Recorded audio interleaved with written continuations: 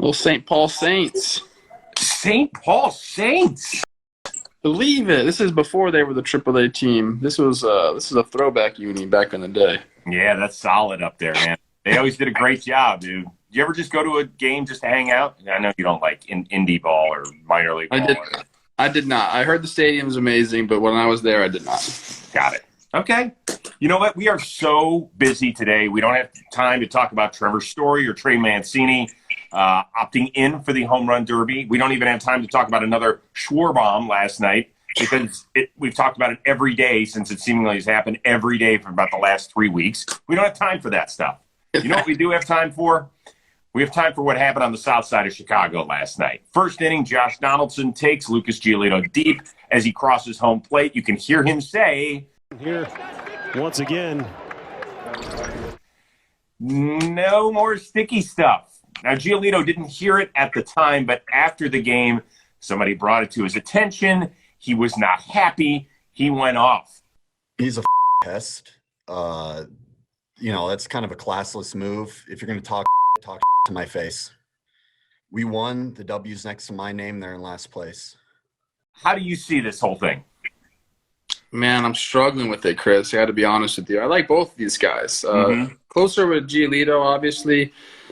I just see it as like kind of two alpha males meeting up, like this is not the end of it. This seems like it's going to be the beginning of it. They're going to face each other more. Lucas is obviously an incredible pitcher, and Josh rakes the White Sox. I think I saw a stat today. He's among active players. He's got the second best OPS against the White Sox, only behind Mike Trout, because obviously. They're just trash talking. I think Gio probably won round one with the comeback, telling him I got the W next to my name and you guys are in last place. Like, that's pretty good. It's a pretty good one, Lucas. So I'm going to give him round one, but I just don't think that this is going to it's going to keep going. Like Josh, from what I know about Josh, he can have that chip on his shoulder and kind of, hold that grudge. So I expect this to continue to go on. So a few things here. Lucas Giolito is scheduled to appear on the Rose rotation. I'm taping with him at the end of the week. It will air on Monday. Usually I text him after a solid performance like last night. After watching his press conference, I just said, I'll see you Friday, pal. Don't worry. It'll be all good. So here's the thing I would say about Josh Donaldson. He came out during the whole sticky stuff when it first became real public this year. And he said, but I've got a whole book. Yeah. Where's the book? Where's the book? I would like to know. Enough with the, here's what I'm saying I'm going to say, and just say it. Just come out. If you got a grievance to air, say it. But he did not talk last night to the media. Apparently he was getting treatment. He is scheduled to talk this afternoon before the game, so I'm sure we'll be talking on this show about what he says today on tomorrow's show. Because Josh Donaldson usually doesn't mince words. So no, he does not. If you're a good media member, you should ask him, hey, Josh, a few weeks ago you said, I've got a whole book. Are you ready to name names? I mean, he put it out there. He'll probably just say, go to Baseball Savant, and you can look it all up. Okay, if that's your answer, that's your answer. But if you do come out and say it, it's not like he was misquoted. He put it out on Twitter. Yeah. Under Bringer of Rain 20. He was the one that said it. I've got names. And if you're talking about a certain guy that you might have faced last night, I think that's what Giolito was saying. Say something to my face instead of run past home plate and do your little thing to your dugout. That's what I think. That's how I interpreted it. I could be wrong. Maybe Josh is going to come out with a literal book today and just start reading names at his press conference. If so, we'll be leading the show with this about 24 hours from now. Or it could be what Shohei Ohtani does in New York. 3 homers so far in 2 games, a major league leading 28. And on Wednesday night, he takes the mound at the Boogie Down. So will New York's offense bring him back down to planet Earth, or will he continue to be in a baseball stratosphere we've never seen before? I mean, chances are they're not going to bring him down to earth, Chris. I mean, they have a team OPS plus of 99, which is right above average just because offense is down so much this year. It's actually at 97 is average. So they're an average offensive team in that regard. They're 23rd in the league in runs scored. So I don't see them bringing him down to earth. The one thing they can do is they can walk. They're second in the league in walks. Shohei does give up some walks, so they can clog the bases. But guess what else they lead the league in? Or they're second in the league, one behind the Astros, and grounded into double plays. So, I don't see Shohei getting brought down to earth. He looks like he's very comfortable in New York, crushing the ball, and I expect him to have a pretty good start tonight. He is going to hit again, so he will soon hit second in the lineup, which is good because for our home run pick, we've been picking Ohtani the last several days, and we haven't had to move off of him because he just keeps adding to our stash, which Believe it. I want to read to you what has gone on with Shohei Ohtani the last 13 games. He has homered in 9 of them. He has hit 2 homers in a game twice. He has made 2 starts in those 13 games, going 6 innings in each, giving up 1 run each, and striking out a combined 14 batters. Folks, I say it every day. We don't make a big enough deal about it. J.J. Watt goes more crazy about it than some of the baseball media that covers him. Appreciate what the hell we're seeing. I don't understand it. I love every minute of it. I don't miss an at-bat. Neither does my 15-year-old son, who, although he is a big-time baseball player, would rather go play video games than watch a lot of the baseball. And he says, Dad, Shohei's up. Let's full screen it. So let's go. Yeah, we talked about this yesterday. He's a superstar. He's a rock star. And we won't be able to fully conceptualize what he's doing, I think, until after the year. We sit back and look like, holy shit, like look at this body of work he just produced in one season. I told you he was going to be the MVP a long time ago. Yes, he did. There's no doubt in my mind if he just stays healthy, he'll be it. Because he has an outside chance. I saw this also on Twitter. He has an outside chance to establish the greatest WAR season of all time if he continues the way he's doing. Is it going to happen? I don't know. Like, there's going to be there's got to be some bumps in the road, right? We can't expect this guy to be like this the whole time. So we'll see. But he has dealt with adversity already, so it's not like he hasn't dealt with it. Like, he had the TJ, he struggled a little bit. Like, now this is his coming out party, man. Dude, he's amazing. And even he made the last out of the game, and he almost beat the ball to first base. Yeah, it's fast, too. He's freaking fast. It's ridiculous. Save a little talent for the rest of us out there, Show. Hey, we got to catch a Shohei freaking home run derby ball. We have to. We just got our seats to the home run derby. I think we're in left center field, so we're looking good. It's going to be a ton of fun. We can't wait to bring you all the content out there in Denver in less than 2 weeks. Speaking of Denver, German Marquez, a pinch hit 9th inning single away from a Rockies no-no. It would have been the 8th no-hitter this season, which would have been a single season record. Scale of 1 to 10, how bummed were you he did not get it? Like a 2? I don't know. Look, I love no-hitters. I'm not hating on Marquez. He's an excellent pitcher. I love watching him pitch. But I also like watching Kai Tom break it up. That's fun. Breaking up no-hitters is one of the funnest things you can do as a hitter. And, throwing a no-hitter is one of the funnest things you do as a pitcher. So, both are equally as exhilarating to me. So I liked, especially a guy like that coming in, breaking it up, nice clean single. I think that's important. You don't want some BS hit. So clean single, you have to look at it from both sides. The hitters love to break up no hitters, and pitchers love to throw them. So I think it's just part of the game, man. I thought that when Trevor Story made that leaping play, I was like, okay, it's happening. Do you know it would have been the first Rockies no-hitter in the history of that park? There's been a few against them, but that would have been the first one for them. And in a year where they had so little to cheer about, right? They started the offseason by trading away Nolan Arenado, face of the franchise. They've been miserable. They're down basically at the bottom with the exception of Arizona there in the NL West. And for Marquez, in the month of June, he's been nuts. His last 3 starts, he's allowed 1 run on 4 combined hits. In June, 4-1 with a sub-3 ERA with 4 of his 6 starts coming at Coors Field. By the way, he's 26 years old. Teams better be calling him. Oh, yeah. Calling the Rockies about him. He's in the middle of a 5-year, $43 million deal. Very fair for a guy of his caliber. He's not a huge strikeout guy, but he will give you innings, and he'll give you the ability to win. So I thought he was fantastic. He was fantastic. I'm not taking anything away from his performance. In fact, I would have been happy. You're such a hitter. You're such a hitter. I would have been happy if he threw the no-hitter. I'm just saying, it's also exhilarating to break up the 10. I used to do that all the time. I feel like I was pretty good at that. I broke up a few no-hitters late in the games. Ever in the 9th? Felix, I broke up late one day. I forget. I don't think it was in the 9th, but you got to give credit to the hitters, man. I do. I thought the hardest thing to do in this sport, they always tell me, is come off the bench cold and He didn't come off the try bench and get a cold. knock. So, I mean, I'm not taking anything away from the kid. He did a great job, you know? I mean, he's a guy that's trying to establish himself. I just wanted to see the no-hitter for a Colorado Rocky guy. That's why I'm wearing the lid. Yeah, I get it. Thank you. All right, so the Dodgers, they swept the mini 2-game set against NL West leading San Francisco. Is that a bigger story than Max Muncy continuing to own the Giants?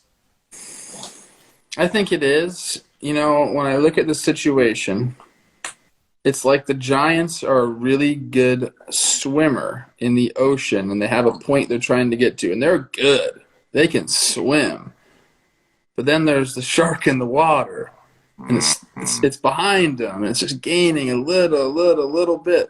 The Dodgers are coming, man. You know, like as good as the Giants have been all season long, the Dodgers are a game and a half back now. And they're not slowing down. They're not going to slow down. They're not going to go into a huge rut. They're not going to lose 6, 7 in a row. Like they had that already. Like they're going to continue to go, and it's going to be up to the Giants to keep pace. That's just how I feel, man. So like, I hope they do. I hope it's a race all season long. But the Dodgers are. What does Thanos say? Like I'm inevitable. Like the Dodgers are inevitable. Okay, I'm with you. I still think the Dodgers win that division. I still think the Padres finish second, but I have come around. I don't think the Giants are going anywhere. Gossman admitted he didn't even have his best stuff. He thought he was going to get pounded last night. He did not. And it was just another fantastic close game between these two rivals. With all that being said, Max Muncy, 7 homers in 9 games against the Giants this year. It's Schwarber-esque, if you will. And on top of that, it was Max Muncy, go get the ball out of the ocean bobblehead night. Yeah, it was. Now, that's pretty damn cool. That is cool. Not that there's an ocean right next to Chavez Ravine in Dodger Stadium where they play, but that would have been awesome if they had moved the stadium down there just for a night. So Move the stadium down there? Yeah, just for a night. You know, it wouldn't have taken much. I love it. I mean, look, this is what baseball is all about, man. Like, this is a real rivalry. It is. And it's going to come down to it. I like that. All right, let's pick up the pace. Hector Santiago, he is appealing the 10-game suspension for having rosin on his glove. We found out yesterday they did not even give a look at the glove. They went by the umpire's report because it says in the rule book that if you have rosin on your glove, then whatever punishment is out there will stick. No pun intended. What do you think of this? I think it's really hard to not have rosin on your glove if you're putting it on your hand and touching a ball and putting the ball in your glove. I just don't think that's doesn't make any sense to me. How can you not have rosin? In the rule book. It's Rule 6.02. You can't have any rosin on your glove. We can't adjust things. Yeah. Look, man, they got to figure this out. Like, what they're doing now is it's okay. Like, this in particular instance, not okay. Like, if there's a little bit of rosin on your glove, like if they test it and there's rosin on your glove, no suspension, comes back, they should have the roster spot, all this stuff. Like, this, it's so stupid. Like, you can just go to a lab, test the substance. If it's a legal substance, fine. If it's an illegal substance, you're gone. It's not that hard, man. Like, taking the umpire's word for it because he said it's sticky, guess what rosin is? It's sticky. So if they had tested the glove and it came back and it was just rosin, which is legal, but it's illegal to have rosin on your glove, would you be okay with the 10-game suspension? No. Because I think it's a dumb rule. But they're not going to open up the rule book. You know that. They're not, because that would require them to open up the collective bargaining agreement, which you know that the owners don't want to do right now. I mean, the players agreed to this set of rules. So you know that that's not going to happen, right? Look, I understand that, but you're asking me if I agree with it, and I do not. I think it doesn't make any sense. Like, just because there's an obscure rule that was agreed to in the CBA, it's been around for forever, so probably wasn't even talked about, you know. No. Like, it's a dumb rule. Like, change the freaking rule, dude. I think that this is a perfect example of Major League Baseball just wanting to put it on a player and just say, hey, we got somebody. It's working. Look at all the spin rates. Those are down. We got to play. Like, yes. I think it is obviously working what they're doing. They're bringing the spin rates down. Guys aren't being able to use the spider tacks and the pelican grips and all the mixtures they're using. It's working in that regard. But like, have a little common sense with it too. Like, rosin is there. You know what I mean? Like, I know it's a lot to ask for them to use some common sense, but I'm still begging for it. It's this is painful. I feel for Hector Santiago because some people say, oh, he's a cheater. He should know better.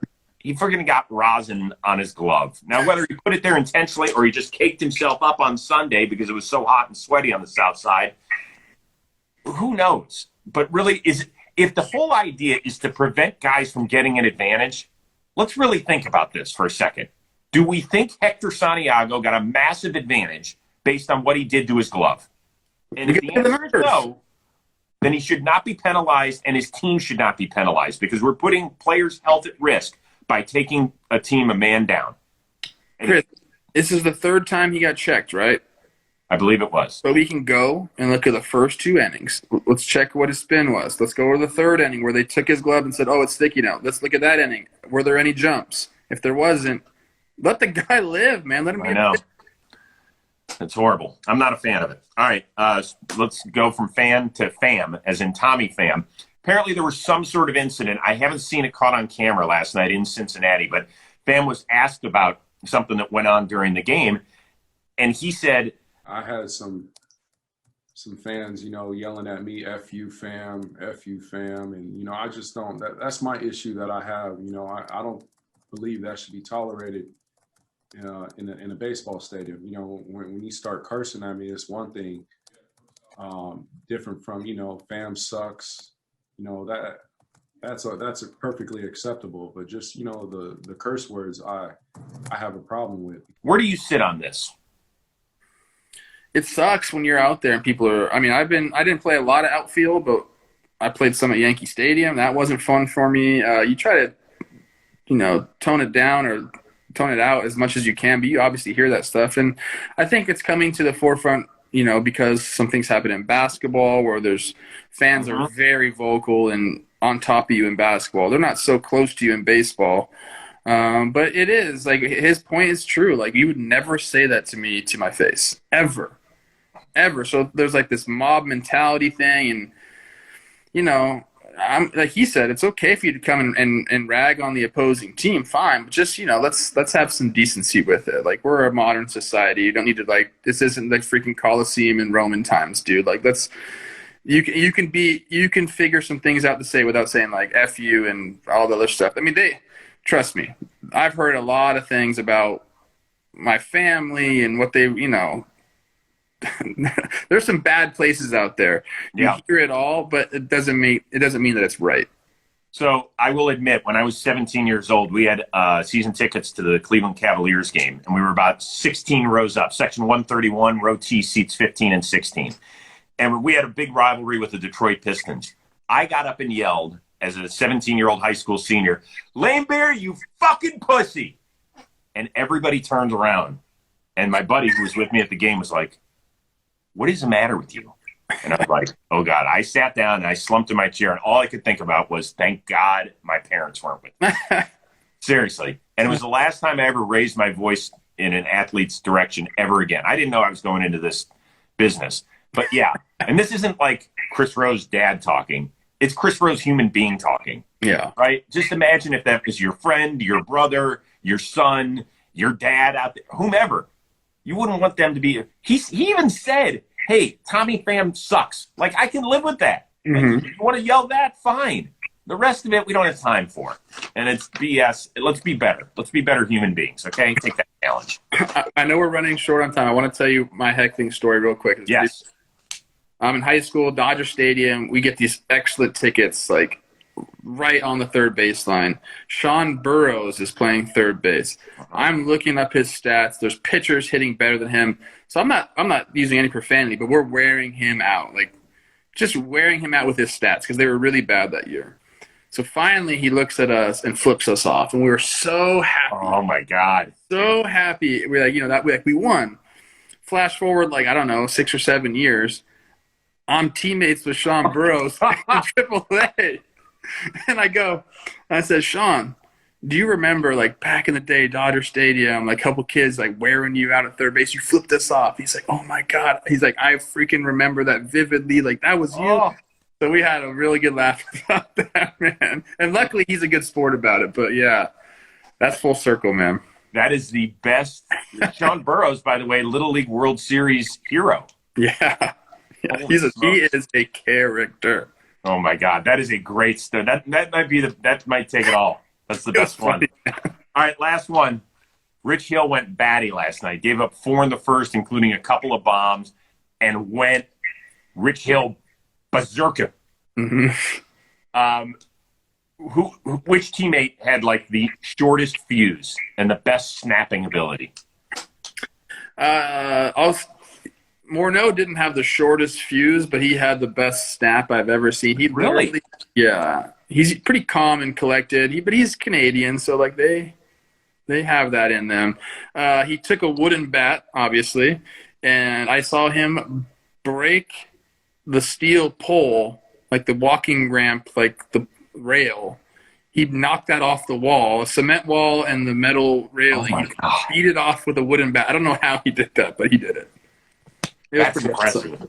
I mean, I thought Poppy going nuts in Baltimore where he took the phone to the bullpen and went nuts because the next day they all come out and they've got like the big bandages over the phone. Yeah, that was funny. And he's laughing. It was great. But seriously, like Rich Hill was in the middle of the dugout. Like I was like worried, like he's on his backswing, he was going to take somebody out. I threw my helmet one time. Mm-hmm. I was so mad. I was young too, and it almost hit Michael Kadire, like went right by his face. Oh.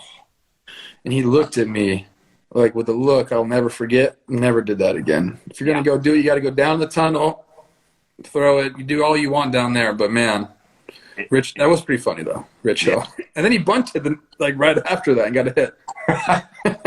All right, what do you have coming up on JOMBOY? There's our episode with Winker just premiered, so it's on YouTube right now. He was so freaking good, man. Like honestly, one of the best interviews we've done. It was just a conversation. It wasn't like we had to like pull teeth to get him to answer anything. Like he was very funny and witty and talking about hitting. He's very knowledgeable, and it was just good. So that's out. Yeah, man. What do you got? So we're just putting the finishing touches on tomorrow's episode. Trevor May, the Mets, Austin Riley, the Braves, who are actually in the midst of a series. So pretty fun stuff. And then just prepping for my Lucas Giolito show. I believe Dylan Cease, his teammate and fellow White Sox pitcher, will be joining us on Friday, and that will be ready to air on Monday is my guess. But we'll put a little teaser out on Friday. I'm sure maybe Josh Donaldson will come up at some point. I can't wait to see what Josh has to say today. Yeah. Tomorrow, I'll be coming to you from a special place. We might have to go early tomorrow. I don't know how early you can go. I can go as early as you want. Look at these bags under my eyes. You got me up early today, too. I know. I need my lotion, man. How bad is 7 a.m. Pacific time, 10 a.m. Eastern? You know I can do it. I got the work ethic, man. Come on. I don't want to crush your summers, but I'm ready. Yeah. Anything for you, C-Rose. You're the best. And we Thank appreciate everybody tuning in every day. You guys continue to grow this show. Thank you very much. If you can't make it live for whatever reason, we get it. It's on our YouTube channel. It's also in an audio form wherever you download your podcast. So keep consuming JOMBOY Media. We appreciate you making us your number one baseball destination out there. So thank you. We will see you again Thursday on this show, 10 a.m. Eastern, 7 a.m. Pacific. Plouffe, I'll send you a reminder. Gotcha. Later, guys. Peace.